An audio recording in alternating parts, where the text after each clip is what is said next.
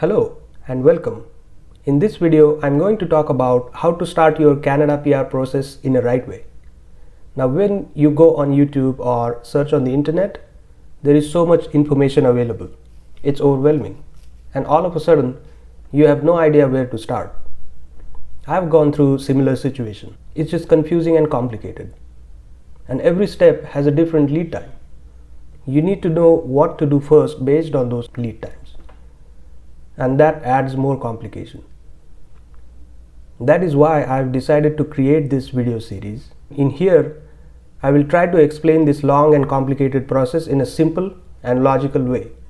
So hopefully this will make your PR application easier. First of all, you need to know that this video will cover only one specific PR class, and that is Federal Skilled Worker class. Now there are other types of PR available. So if I go on the official website, here you can see there are a lot of other PR types available to apply, but you may not be eligible for most of them. For example, here you can see there is Federal Skilled Workers class, Provincial Nominees class, Investors class, and there are these other types of PR classes as well. For example, Members of the Family class, Spouse in Canada class. But in this video, we are only going to cover Federal Skilled Worker class. Also know that you need an invitation to apply. You cannot just go on their website and start your application in this PR class. You need that invitation. The second thing to keep in mind is that this is a merit-based PR type. You need to have a CRS score that is more than the cutoff score of a PR invitation round. Now, what is CRS score and what is invitation round? I'm going to talk about it a little bit later. But for now, just know that these invitation rounds happen once or twice a month, and they invite around 3,000 to 4,000 candidates in each invitation round. Okay, so let's get started. The first step is you need to find out if you are eligible for this PR class or not. There are different criteria. The first criteria is you need to have a skilled experience and relevant education in NOC class 0A or B. NOC means National Occupational Classification. It's just a classification system they use. Basically, they've divided each occupation in different NOC classes, NOC levels, and if your occupation belongs in NOC 0A or B, then you are automatically eligible for this type of PR. Now, if you want to find out if your occupation is listed in NOC level 0A or B, you just need to go on their official website. Here it says find your job title, code and skill type. So let's say I want to find out if system analyst is NOC skill level 0A or B or not. Then I'm just going to go here and type system analyst. And here you can see information systems analysts and consultant. This indeed is a skill level A. The NOC code is 2171, and that means you are eligible for this PR class. If you are a restaurant manager or a doctor or engineer, chef, electrician, you are automatically eligible for this PR. If you are a cleaning staff or a truck driver, then unfortunately you're not eligible for this type of PR. So that's one thing to keep in mind. The second criteria is your language proficiency. And the way they evaluate your language proficiency is that you need to take an exam called IELTS General Training. And in that exam, you need to score 6 out of 9 in all 4 sections. Now I'm going to make a separate video in which I will cover IELTS exam and how to prepare, how to book a date, how the scoring system works. But for now, just know that you need to score at least 6 out of 9 in all 4 sections. The third criteria is the CRS score. Like I mentioned before, you need your CRS score more than the cutoff score of that particular invitation round.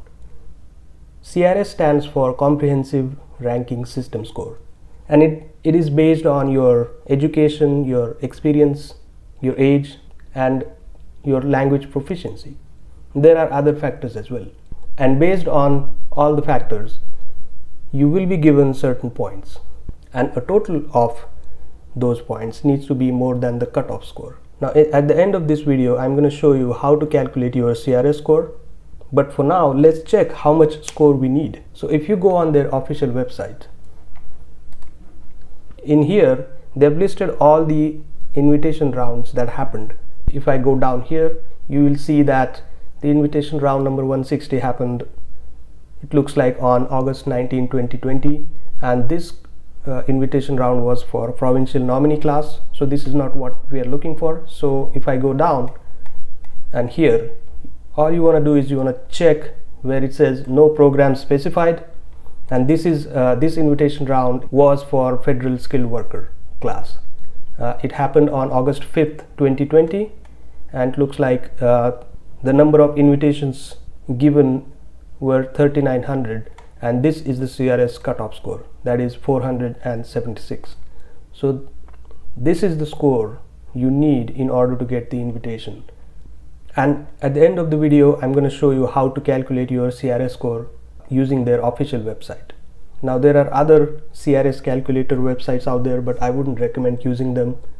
I'm going to show you exactly how you can calculate your CRS score, and if you haven't taken the IELTS exam, just guess your score, you know where your language proficiency is, and you can just calculate your CRS score based on that. The next criteria is proof of funds. You need to have at least 13,000 Canadian dollars if you are a single applicant, and if you are with your spouse, then you need around 16 to 17,000 Canadian dollars in your bank account readily available in order to be eligible for this FSW PR. The fifth criteria is you need to be admissible in Canada. So if there is a travel ban on your name, or if there are any other charges, then you may not be eligible for this type of PR. The next step is have your educational credential assessment done. Now what is ECA? Basically, imagine the officer who is reviewing your application. There are so many applications from so many different countries, and each country has different education system, different names for their degrees and diplomas. It's very hard for that officer to evaluate your application. So that is why they've included this step. All you want to do is you want to use one of the services that can generate a document which will mention your Canadian equivalent degree or diploma. So if you have a bachelor's degree in your own country, that document will show that you have a bachelor's Canadian equivalent of a bachelor's degree, and you just submit this document in your application. It's just easier for the officer who is reviewing your application. So I used WES Canada. This is their website. You just want to click here and get started, and then you will finish your application. I'm gonna create another video where I will show you how to use this WES service, but just know that it will take some time based on your country, and that's why I've decided to include this step right after the eligibility. It will cost you around 200 Canadian dollars, but the good news is that there is no expiration date. Even if you decide to apply after 5 years, you can still use this document, as there is no expiration date. And the third step is to prepare for your language proficiency exam. Now when I took my exam, the waiting time was only 2 to 3 weeks, but right now it looks like the waiting time might be more than 3 to 4 months. And if that's the case, then you want to book the date first, even before you start preparing for your exam. It will cost around 250 to 300 Canadian dollars based on your country, and then you start preparing, you start studying. Now I'm gonna make another video talking about IELTS general training, how to prepare, but for now just know that you need at least 6 out of 9 in your exam in order to qualify. and this IELTS exam score is only valid for 2 years. That means that if you take this exam in, let's say, next couple of months, then it will only be valid for 2 years after that. So if you are really committed to this process, if you really want to apply for Canadian PR, then only I would recommend book the date and start preparing. And I would suggest just book the date, because when you spend time you will be more committed to the process, and then you will be more serious about it. Now let's see how to calculate the CRS score. Here I have an example candidate. This candidate is single. He has a bachelor's in computer engineering and he has 2 years of a company experience, and he has a IELTS score that is CLB level 8. Now what is this CLB level 8? It's just their way of specifying your language proficiency. So if you go on their official website here again, they've mentioned all the CLB levels here, and when I say CLB level 8, it means that that candidate has scored 6.5 in reading, 6.5 in writing, 7.5 in listening, and 6.5 in speaking out of 9. So that is what CLB level 8 means. So our example candidate is basically has scored 6.5 in 3 sections and 7.5 in listening section. So let's go on their website and start calculating our CRS score. So if you go here, it says CRS Comprehensive Ranking System Tool for Skilled Immigrants Express Entry, and I'm going to start filling this form out. So our candidate is like I mentioned, it's he's single.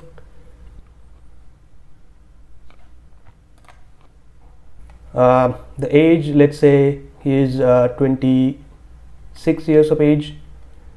The level of education is a bachelor's degree. Have you earned a Canadian degree or diploma? No.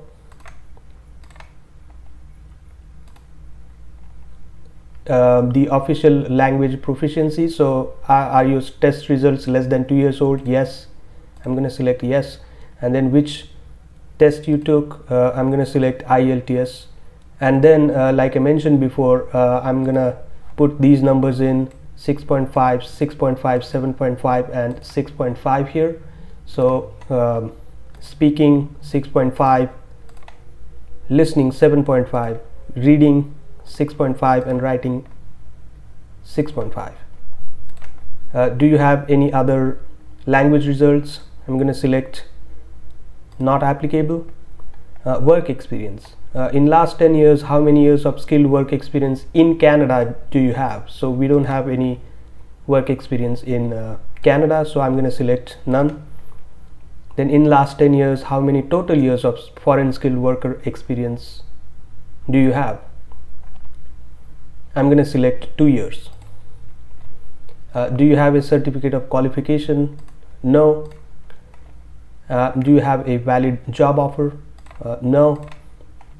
Do you have any brother or sisters living in Canada? I'm going to select no, and I'm going to calculate your score, and that's the score, 348. So looks like our example candidate has a very low 348 score. He's gonna have to do a lot of work if he wants that invitation, and like I mentioned before, our cutoff score was 476. So that means he needs to do a lot of work on that regard. Let me show you how much the language proficiency impacts your score. So if I go up here, and let's say that my example candidate scored CLB level 9 instead of CLB level 8. So I'm going to go here and see what is CLB level 9. That means he scored 7 in reading, 7 in writing, 8 in listening and 7 in speaking. So I'm going to go ahead and put those numbers in: 7, 8, 7 and 7, and I'm going to go ahead and click calculate your score again, And if I go down here, 404, that's magic, right?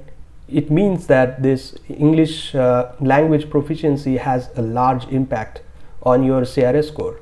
This still needs work, but it's a lot better than 348. So that is what I'm gonna talk about in the next video, is that how to improve your CRS score. You need at least around 470 to 475 in order to get that invitation, and that's what I'm going to talk about in the next video. How to improve your CRS score, what are different ways you can go about it, what are different tips and methods you can follow. So if you like this video, please subscribe to this channel and hit the notification icon, because when I put up the next video you will get notified right away, and that next video is going to be really important in your PR application. So I'll see you in the next one.